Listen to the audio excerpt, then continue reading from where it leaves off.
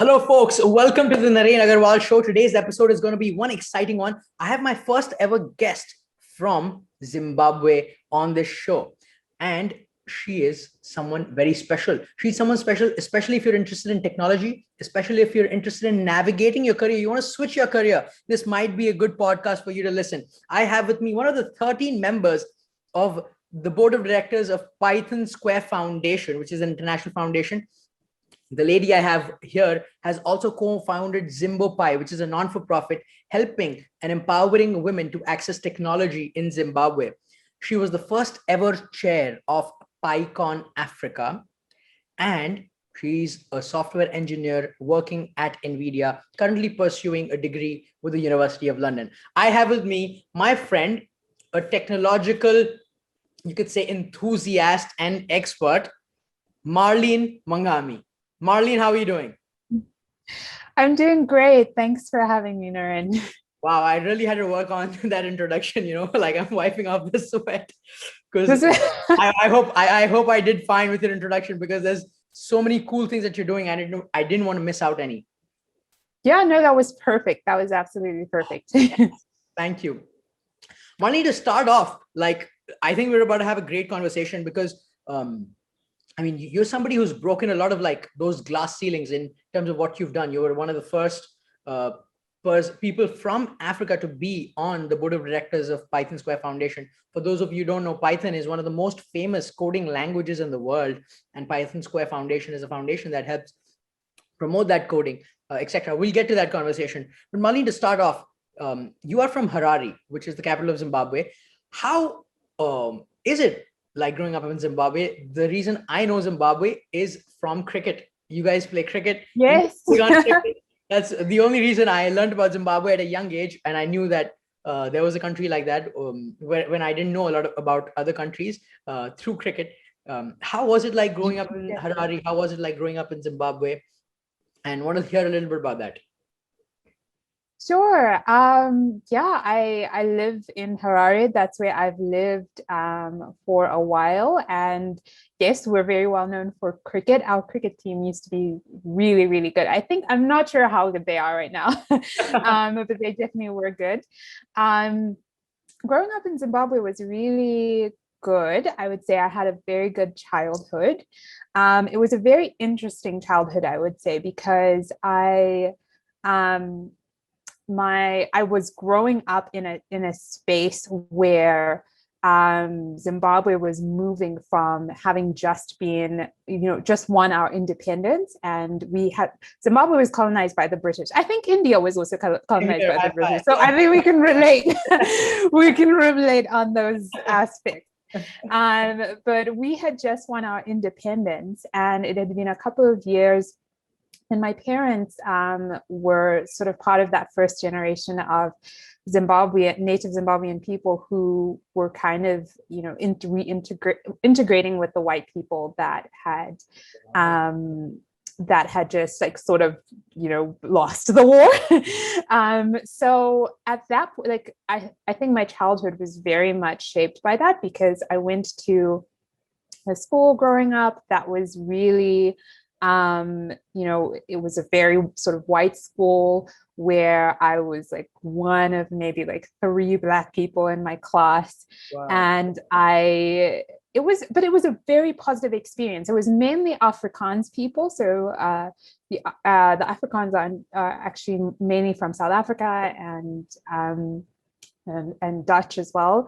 But that was the majority of people that I grew up with. So at a very young age, I was in the minority, but also in a country that I was in the majority in. So that was a kind of weird experience, but it really shaped my perspective in terms of the fact that I really learned about other cultures very young, and I was really interested in other people's lives and other people's cultures, and I think that really helped me. And it was just generally such a positive childhood. My parents were middle class people, so I don't think I had, a very difficult childhood or anything like that. But I didn't have right now I'm in tech, but I didn't really have much of an introduction to technology when I was growing up. I feel like we did have some technology, but it was just pretty much, I knew the television, and then I did computers as a school subject here and there. And I wasn't super interested in that unless we were playing games on like a break or something. It was really like, I feel like kind of boring. The classes were not great, to be honest. We were just learning very basic things. And so I didn't have an interest in it growing up.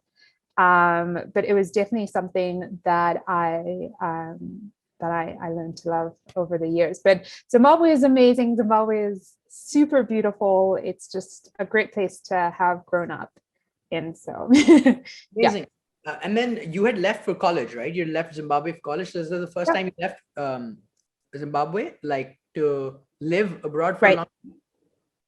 Yes. So when I went to the United States, it was the first time I'd actually left home for an extended period of time, like you said.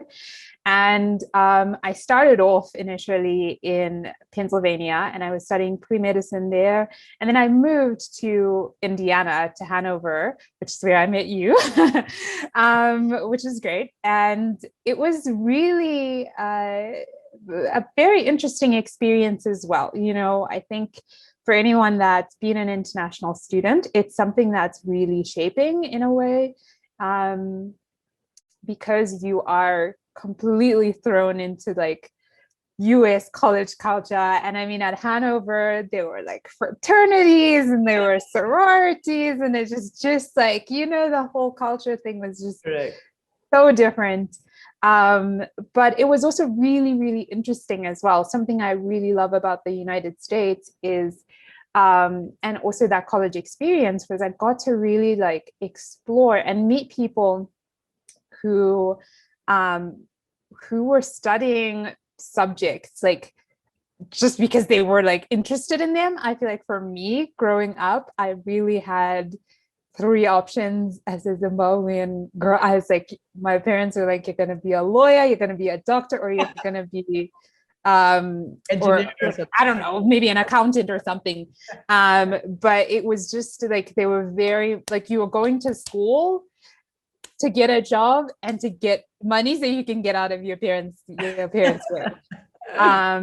Exactly. And I also knew that like doctors were really liked. So I was really wanting to be a doctor at that stage. But then when I got to the States, it was really interesting because I feel like a lot of people, I met people who were studying philosophy and people who were studying politics and people who really was meeting people who were actually pursuing something because they were genuinely interested in it.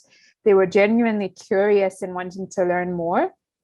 And so that was a really good advantage as well, because I was at a liberal arts college where you could kind of experiment with different things. So I was able to experiment with, politics classes, philosophy classes, theology classes as well, and really saw that this is something that I'm really interested in different things and not just interested in medicine. So that was very cool experience. That's great about US liberal arts colleges, which does not mean just arts. It's like liberal arts, you can study all subjects. What was really interesting for me that you can go into college undecided, right? You can go into college without deciding what you want to study. You can go take classes, explore, and then decide on the way. I think that was amazing. And I truly agree with what you said. So Marlene, so you initially got into pre-med, like the biology side of it, molecular biology.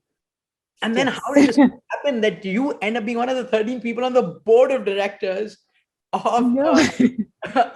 Python Sqaure Foundation? How does that? For sure. Yeah. I think the journey was really bizarre and kind of all over the place. I remember I had a period of time where I had to come back home. And during that time, I was really having this sort of crisis of, do I really want to do medicine? Is this the pathway for me? And so I really felt like this is when I was now in Zimbabwe. Gotcha. And I had come back and I was thinking about whether I wanted to pursue medicine in the States. And first of all, medicine in the States is so expensive. you're an international student. I'm like, I was like, that's a lot. And it's a long time as well. A very long time. Of being in school. And then I also was just like, I don't like blood. Like, I just think that, like, I realized that a bit late, and I was like in anatomy class, I was cutting cadavers, and I was like, I'm just not enjoying this process. This is just not fun for me. It's just not nice. And just getting to this point where I was just like, okay, do I really want to do this? Is this something that I think could be, is something I want to do with the rest of my life? And then I really felt like, okay, let me give myself some time to explore other things. And so I kind of decided to take a year to just kind of explore the different fields that were there and different things that I was interested in. I also said that part of what I wanted to do was also get engaged with my local community and to start to serve the local community as well. So it was really interesting. I actually had like a dream, and like I just had lots of different things going on where I was just like, okay, I really want to connect to my local community. And one of the first things that I wanted to do was I wanted to help girls, to empower young women in my community. And something that I saw in the States was that there was access to so many opportunities, access to so many resources that same access was not there in Zimbabwe. And even just access to knowledge that I can actually build something, like with a computer. Computers don't just come made from some random country. I can actually do stuff with them and build them myself. Correct. All of those things was something that I hadn't kind of been exposed to when I was younger. And so through, just different things and just teaming up with people that I really thought were interesting and also were interested in doing the same things that I wanted to do, we started this nonprofit, Zimbopy. And yeah, at first it was really just, at first I just started going to schools and speaking to girls. But then after a while, I'm sorry, I'm just gonna plug in my laptop charger, or else my laptop is gonna die. So you went to schools. Yeah, so I went to schools for a bit, and I was just speaking at schools and was also trying to figure out, okay, what can I do to actually give value, to give back value to my community. And then we decided on coding, me and my co-founders, that this is something we wanted to introduce to young girls and give them exposure to. And and so from that point, when we sort of made that decision, it's just like, I think a lot of the times, just starting is important, and just just taking those first steps, because I didn't have, at that point, I didn't have money to set up a nonprofit and do all of these things. I didn't have I wanted to give a space with laptops and things like that. And I didn't have all of those things. But then just slowly, from just talking to people and sharing what I wanted to do, so many people just got interested, and, we got so many connections, and so many,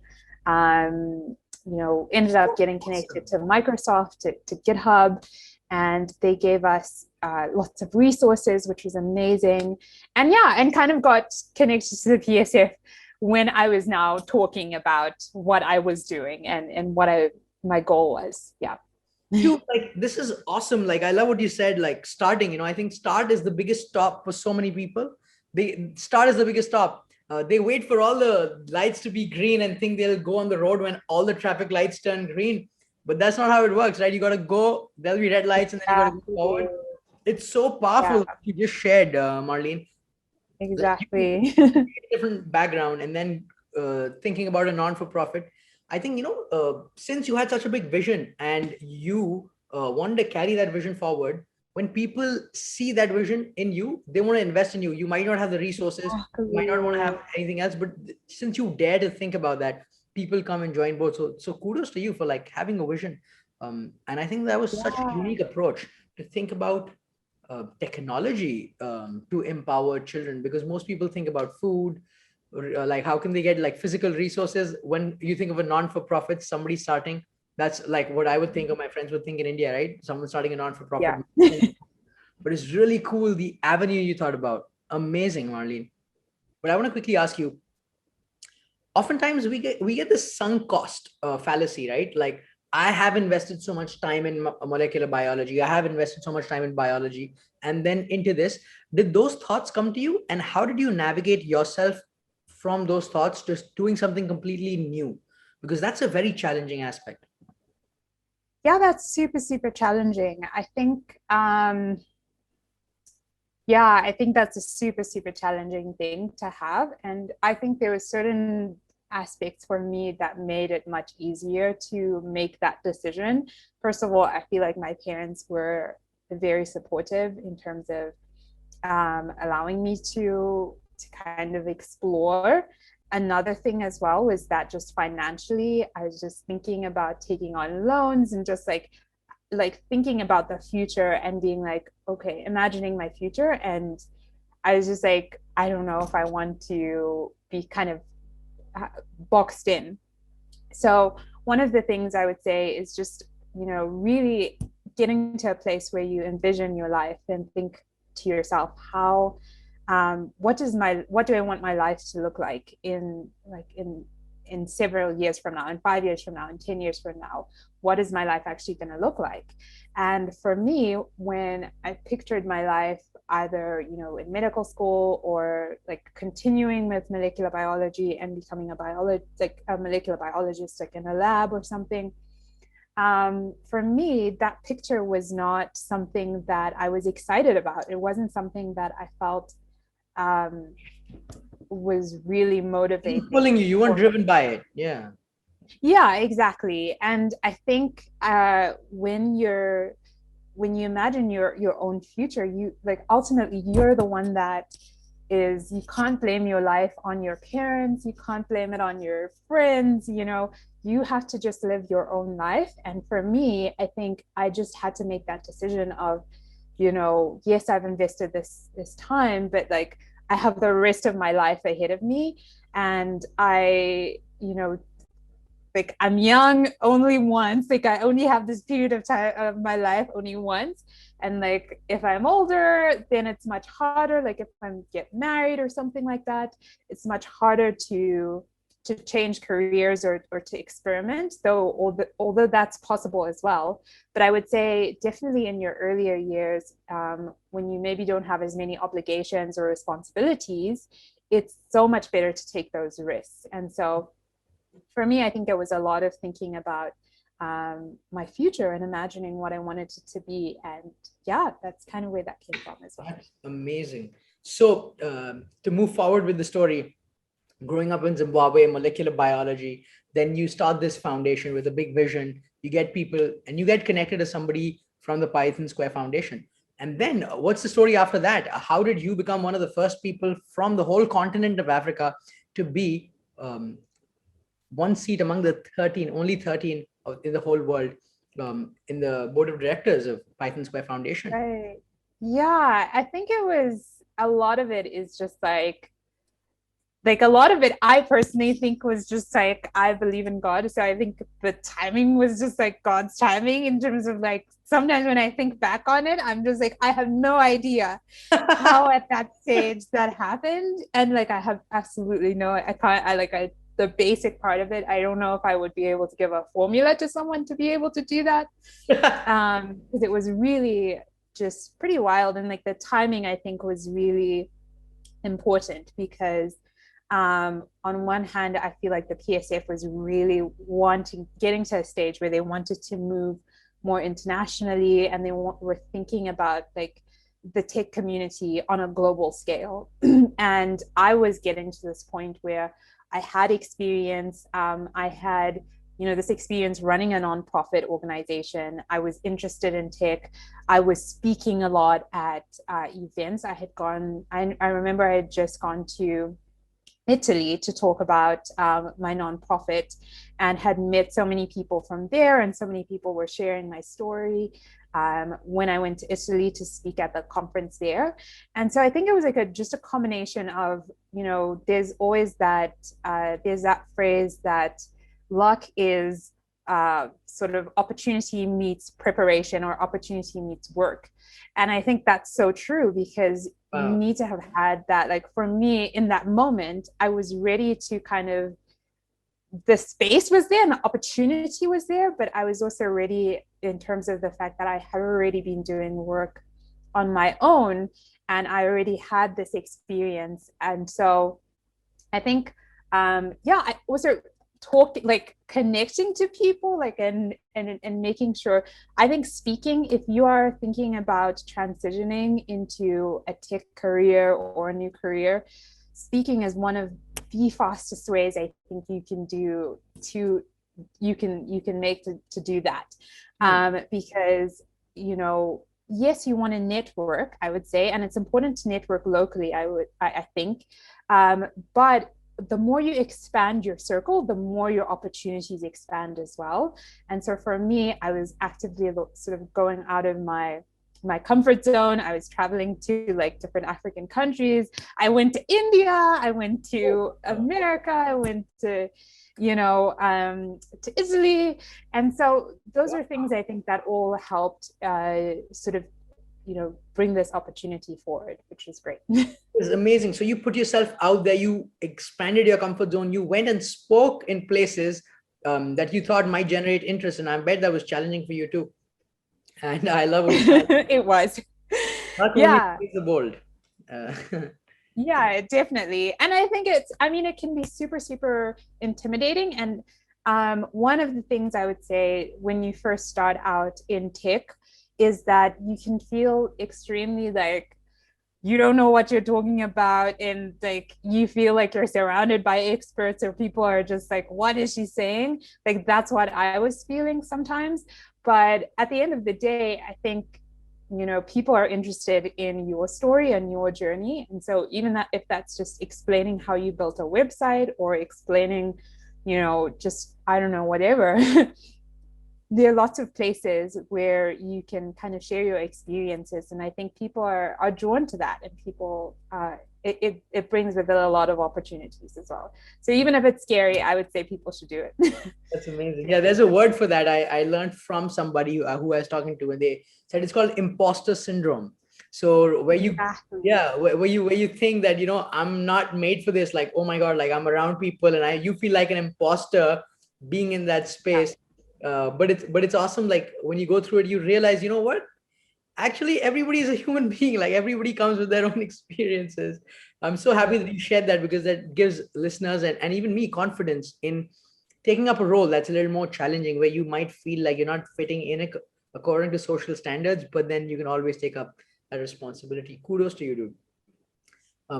Marlene, so what has been the kind of stuff that you're doing with PSF, Python Sqaure Foundation? And I know you're focused on diversity and inclusion using technology. So what are some of the cool stuff that you've been doing, and how has it impacted others and you? Right. So with the board, initially, when I ran for the board as well, so there was an election process where you'd have to be nominated and then voted in by the community. And I remember initially thinking that it would be super technical, because the people I was running against were from Google and from Disney, and I was just this is out of control, because I felt like I was just nowhere near qualified to those people. Yeah. But actually on the board, a lot of the work is discussing the community, and the mission of the PSF is to try and foster the best environment, and to forward the creation of an international and diverse community of Python programmers. And for a long time, the board was primarily white. The board was primarily from the United States as well, and some people from Europe. And I think for me, one of the things that I wanted to do when I got onto the board was really try and bring in an African perspective of, okay, these are the issues that I think Africans are affected by or interested in. And even just broadening that and saying people who are not in the States or who are not in Europe, what are those programmers interested in and what are their needs, and how do we develop those communities in those spaces? And so a lot of the work is mainly just participating in discussions, either over Slack or email, and we also have video calls monthly. But I think, that's I'm also chairing the diversity and inclusion work group. So mainly we are also thinking about how can we make the core developer group for Python more, how can we give mentorship to people coming from other countries so that they're able to contribute to Python. We also talk about how we can better support Python communities around the world. So in those communities, people are maybe running conferences or trying to learn more about the language. How can we make resources more accessible to those people? And so, yeah, I focus primarily on trying to do that. So, yeah. Wow. I truly think, Marlene, the technology is the new social equalizer in many ways, right? Milton Friedman said the world is flat, and I think technology is responsible to making the world flat and, helping the world become more globalized. In your experience, like, what are some cool things that you have seen, or what do you think, in what ways can technology bridge that gap? Right. I think technology is a huge equalizer for sure.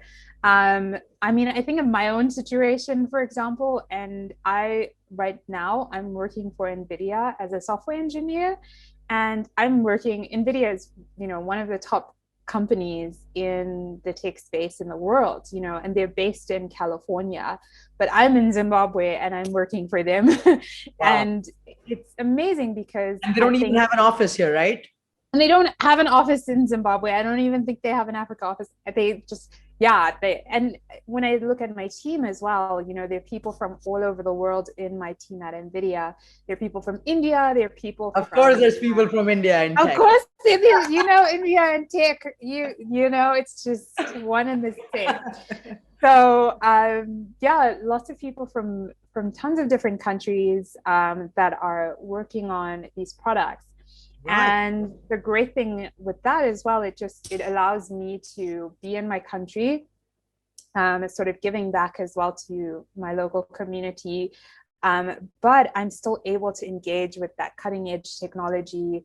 I'm still able to get a good salary as well, which is great. That, of course. And I'm still able to be connected to the global space, in technology without necessarily having to live in California. So that is something that I think is really, really great. And I think it's something that is becoming more and more common, especially now with everything that's happened with the pandemic. I think a lot of companies are moving remote.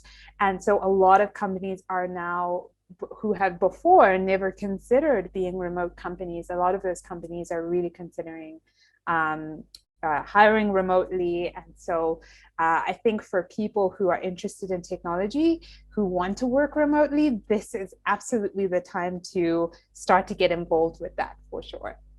Dude, this is amazing. I love how technology has, like, you just gave your own example. This is awesome. How geography is no longer the foundation for talent acquisition, and literally internationally, people get the opportunity in countries that are developing, that are underdeveloped now, to be able to be on some platform. Of course, it would be silly of me to say that everything is flat and we've reached the perfect state, but still, at least it's way better than it used to be. What a great story that you shared of your own self about Nvidia, and they're not even having an Africa office possibly, and you working from them. This is really amazing. Absolutely. Yeah. It's been great. For sure. Wow. So Marlene, also, you're one of the first people to chair, one of the first, you are the first chair heading Pycon Africa, which is like the Python conference of the whole continent of Africa. So what was that like? and like what cool things did you notice like through the process? Yeah, it's been really great. I mean, I started the person so in I want to say 2018, 2017, around there. I had been traveling to different African countries, sort of speaking at Pycons. I went to Namibia, I went to Ghana, Nigeria, um, South Africa as well. And when I was at these conferences, I started thinking about, like, I would talk to different people, and sometimes I would see the same people at those conferences. And so I would talk to these different Python developers. And one of the great things about conferences, it gives us the space to kind of develop community where I can get, for example, I could get advice about my career in tech, or I could get opportunities for jobs. I could also just, it's just nice also meeting people who are interested in the same things as you. Even like the same thing, even when I went to India, I mean, I was in Hyderabad, and it was great meeting like people who are interested in Python from India as well, and just seeing those connections that just bridge the gap across cultures and things like that. But I think in one of the things I thought was missing, and when I would talk to people, a lot of people were saying was missing, was that in other countries, like in the US or in Europe, there were just lots of other, there were these sort of continental events. So there was a EuroPython, and there's a Python US, where it's just one annual event where you're probably going to see your community, like your friends that you met at a different conference, or people that you've been talking to online, or it's just this huge sort of event where you can look forward to every year. And I remember when we were discussing that, in discussing the possibility of having a conference like that, I thought to myself that I think I should probably lead this, you know. I think I should probably be the person to chair this and to like sort of organize everything. But I think definitely starting out, I was really intimidated, and it took me about a year to like properly decide, okay, I'm just gonna do this, and I'm just gonna, you know, because of several reasons. One, I think when you're gonna do something like that, when you're gonna plan a conference or do something that's kind of out of your comfort zone, you really it takes a lot of energy and a lot of commitment and a lot of time. And I wasn't going to get paid for it. So I was just like, okay, I really have to decide to commit to this if I'm going to do it. But I also knew that it would bring so many opportunities for my community. It would be so good for everyone, like the people I had met and the friends I had met, and also great for myself. I'm always looking for things that grow me, for things that are a positive experience for me, because I think personal growth is something we just need to be consistently going after. And so I knew this was something that I could do, but I was afraid of like the commitment and like how challenging it would be. I was also a bit nervous because one, tech is predominantly a male field at the moment. And so going into that position as a woman as well, I was just like, I hope this is okay for people, and I hope, you know, people would respond well to me leading. I also felt like I was pretty new in the community, and, you know, always thinking, okay, maybe there's someone more qualified to do this. Maybe there's someone that I think could do a better job than me, but no one was doing it.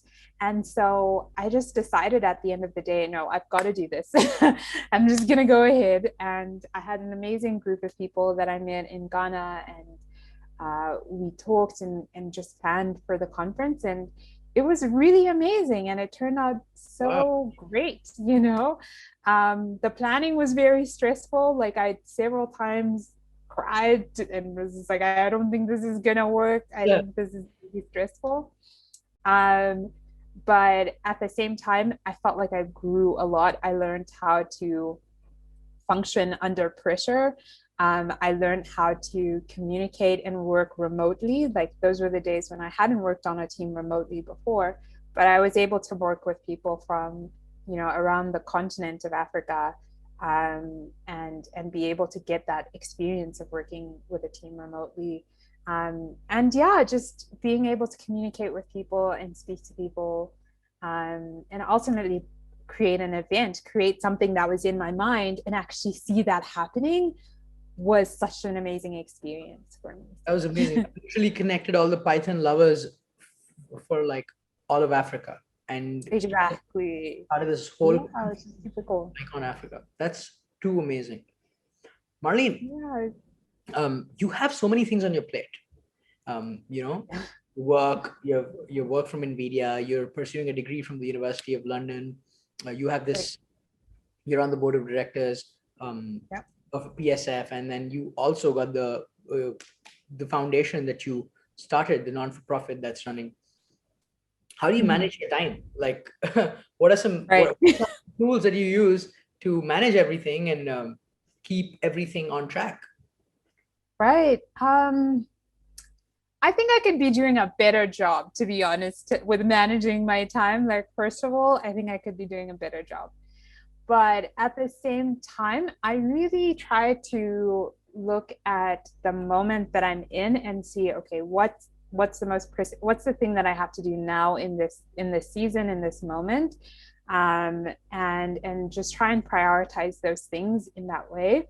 Like with Zimbopy, there was a period of time where I was really focused. There's been a period of time where I have been, and I think I'm just coming out of that now, but I have been, really focused on the board and serving like the international community and working on Pycon Africa.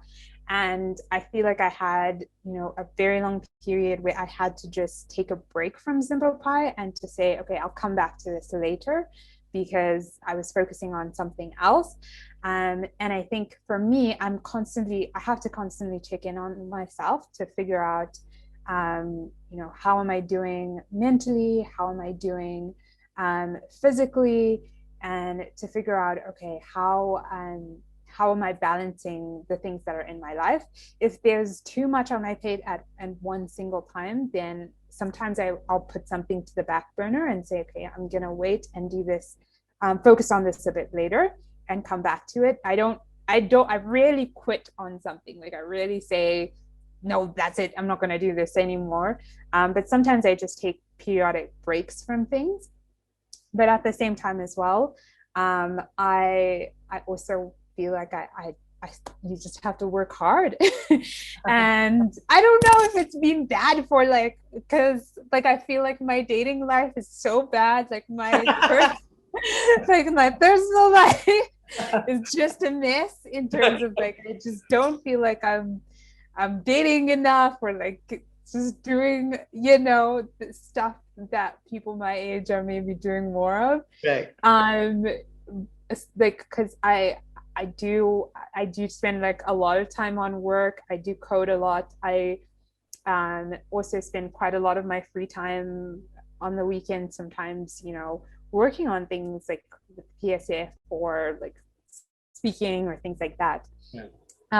And I don't know if that's a healthy balance I think I'm wanting to transition more into a space where I'm focused a bit more on my personal life.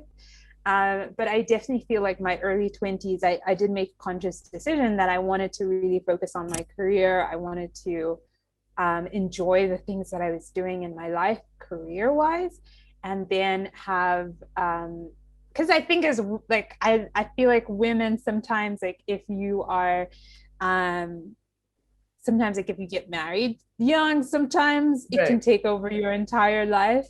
Right. And so I feel like I kind of sit for myself to say, okay, in my earlier years, I'm going to just focus on work.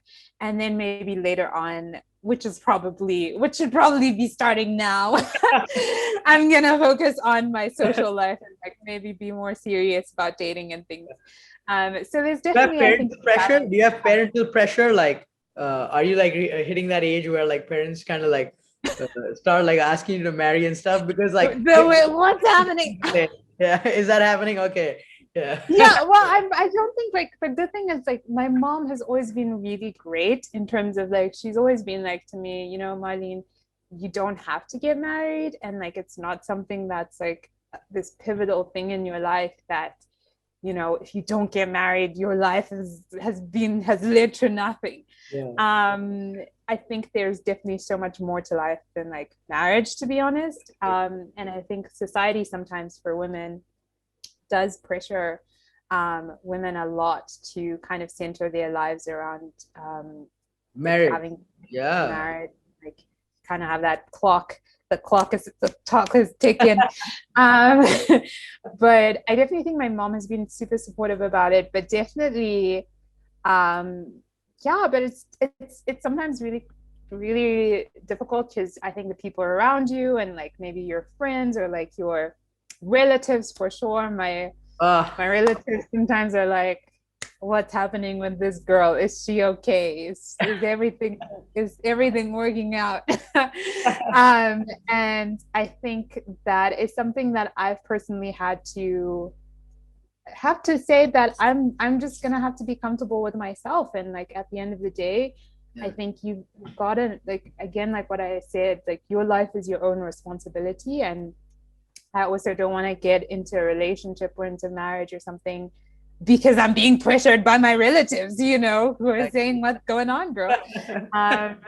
I think that it's much better to wait for something more organic and something that's really meaningful than to do it out of pressure. So that's a different, yeah.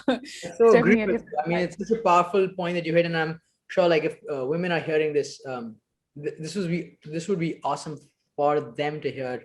Now, and for those of you who can't relate, who are from like a very Western culture, like I can relate to what Marlene is saying with being from an Indian, more community-oriented culture. Like some people might be thinking, like, why are relatives concerned about your marriage? Like your parents. Yeah, I'm like, why are they? Like, why do they care? Exactly. Yeah, but like for those who are from India, like other collectivist cultures from Zimbabwe, other countries, they can probably relate to what you're saying. Like there's this whole other relative gang pressure that y'all have no idea about. Yeah. Exactly. There's lots of pros and cons for sure to that. Exactly. Like to collectivist cultures, I think it's like really nice because you have like a big family and lots of love and things like that.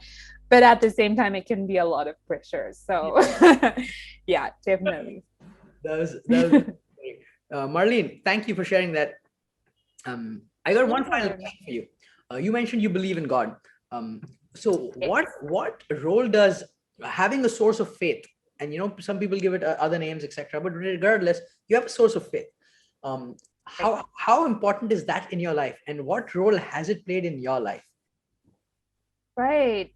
Well, I think for me, my faith has been really central in terms of just like I think my whole life, to be honest, is kind of centered around my faith and kind of gravitates around my faith because I I think, you know, I think that it's difficult when I think about the meaning of my life, you know, and I'm thinking about, you know, I think when I look at the world around me or listen to people or things like that, oftentimes it can be like, I think there's a lot of pressure for the meaning of our lives to be like having children, for example, for women, or like getting married, being like, you know, successful in that way, or to be really successful in your career and really like doing the best and being, you know, the best and the most successful person there in terms of a career. And I think all of those things are fantastic things. But for me, I found that like those things are consistently evolving and consistently changing. And I have found that my faith is something that is super consistent. So whether or not, like, if I am dating someone that I really like, or if I am doing really well in my career, or if I'm doing really badly, or if I am single, like I currently am, or, you know, whatever it is, like those things are constantly changing. And if the meaning of my life or the purpose of my life is just rooted in those things, I think I would be just really confused and really like my emotions would be all over the place.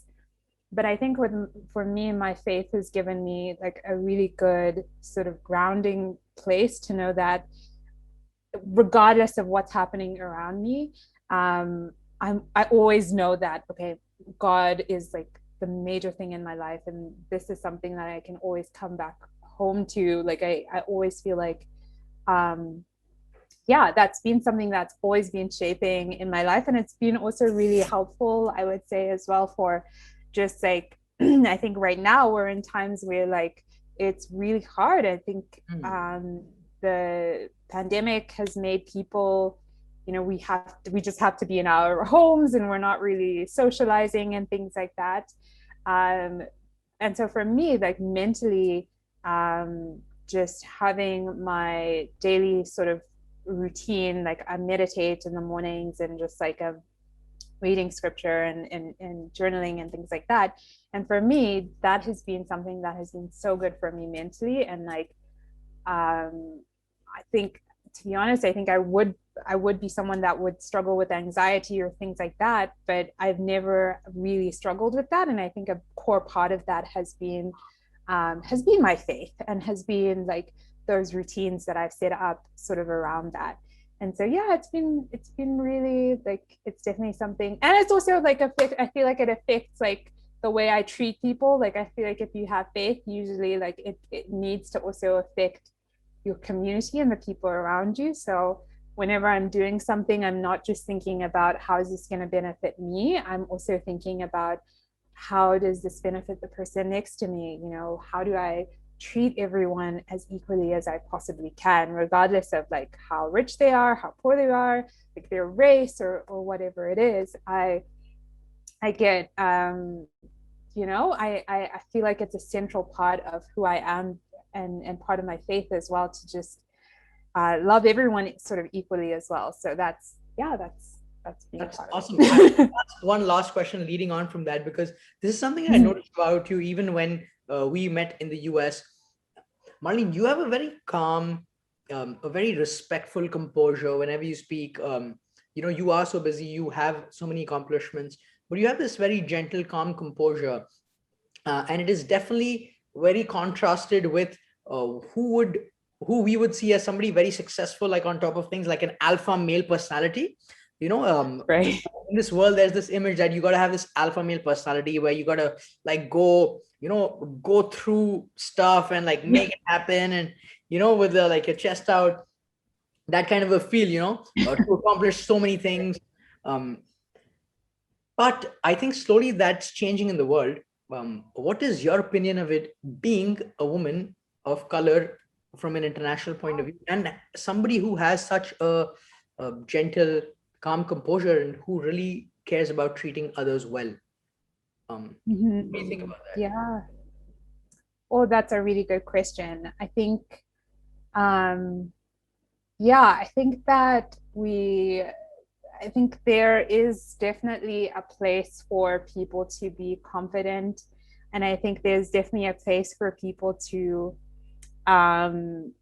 share, like if you're passionate, like I love seeing, like, for example, men who are super passionate about what they're doing and are just really like, you know, just confident about in themselves or in what they're doing.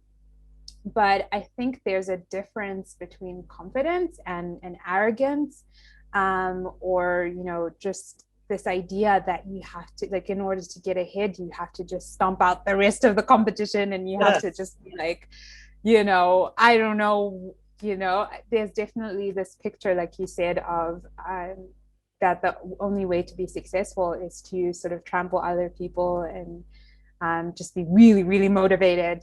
And I don't think that's the case, for sure. I think that I think collaboration, and I like that. like, I think when you genuinely care for people and care about people that are in any situation, whether that's people who are doing really well or people that are not doing so well, I think that always comes back to like what you give out into the world, you receive as well, you know? So I think whenever you give out good and you give out value out into the world, I think that comes back to you. And sometimes it can be in really surprising ways. And for me, like 100%, it's always been in ways that like have been unexpected. I've never, and usually that's a principle that I kind of take as well, is that like if something is for me, like if something is meant for me, I will not have to like beat someone up about it. I will not have to like, you know, be the most aggressive person about it. Um, if something is for me, it will come to me. You know, if something is not for me, I can let that go because it's just not for me. Wow. And that has been the way that it's been, like even in my career, that I've never really felt like I've had to like fight too much to like get ahead in my career or like be super aggressive or anything like that. And I think sometimes for women, there can be this pressure as well to be a bit Yeah, more exactly. masculine or something like that, for sure. Um, Particularly when you are like, I mean, even I think about the teams I've been on, and usually it is mainly men that are in your team. And sometimes there is this feeling like, oh, maybe I shouldn't be so like, I don't know, so girly or so Yeah. whatever.